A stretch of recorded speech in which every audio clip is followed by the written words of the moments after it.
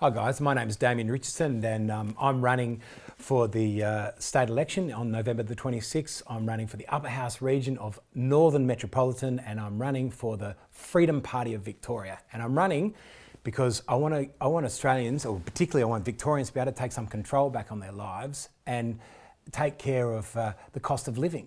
Because it's extraordinary. I don't know about anybody else, but I've gone to the supermarket since, the pandemic, and since all that money was spent, suddenly we didn't have to worry about ourselves because the government was going to just supply us with all this cash to sit at home.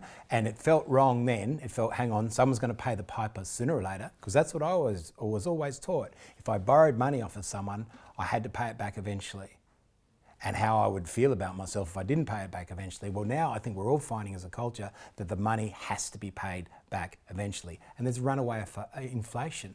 And anyone knows that. Any parent that goes to the supermarket, from week to week almost is a proposition where I realise, wow, that's gone up. Wow, that's gone up. Like the sort of milk I buy, I used to buy 3 litres of it for the kids at about $8. Now it's about $9.30.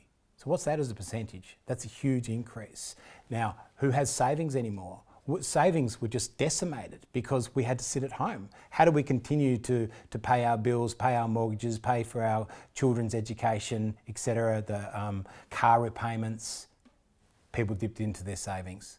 Or we even were allowed to enter into our superannuation. Remember that? We're allowed to take out $20,000 of our superannuation, no questions asked. But eventually the piper is asking the questions. And the government is just deciding, well, we'll just print more money. We'll just print more money. Well, where's all the money coming from? Is anyone even asking that question? Or are we post-truth, where people don't have to ask that question anymore?